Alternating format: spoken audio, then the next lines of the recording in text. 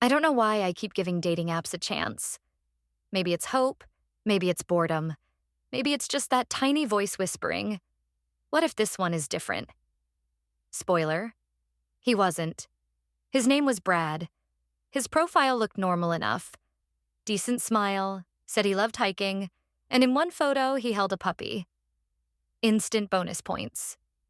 He seemed polite over messages, maybe a little too eager, but I decided to meet him. After all, one coffee never hurt anyone. Right? The date was set at a cozy little Italian restaurant downtown. When I walked in, I spotted him immediately.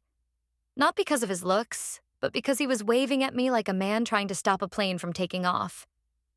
People actually turned to stare. I wanted to crawl under a table. Finally, he shouted across the room, even though I was exactly on time. You look shorter than in your pictures. Strike one. I sat down and tried to stay positive. The waiter handed us menus, and before I could open mine, Brad said, "Don't worry, I already know what girls like." 2 lasagnas. He winked at me like he'd just won a prize. Strike two. When the food arrived, I finally understood why the universe gave me front row seats to this nightmare. Brad was the loudest eater I had ever met.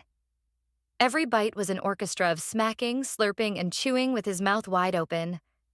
I swear people at the next table were covering their ears. But it didn't stop there. In between bites, he talked. About himself. Constantly. His gym routine, his protein powder, his side hustle selling energy drinks. At one point, he flexed his bicep across the table and said, "You can touch it if you want." I politely declined. Strike three. The breaking point came when the waiter brought the check. Without hesitation, Brad slid it across the table. To me. "So you got this, right? I mean, equal rights and all. Besides, I forgot my wallet." He grinned like it was the funniest thing ever. I stared at him for a moment, then calmly placed some cash on the table.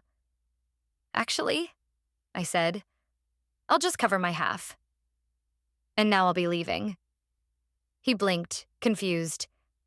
"Wait, what about me?" "You should probably ask your protein powder," I said, standing up. I walked out with my dignity intact and the sweet relief of fresh air hitting my face. As I left, I heard him shout, "So, no second date then?" No, Brad. Definitely no second date.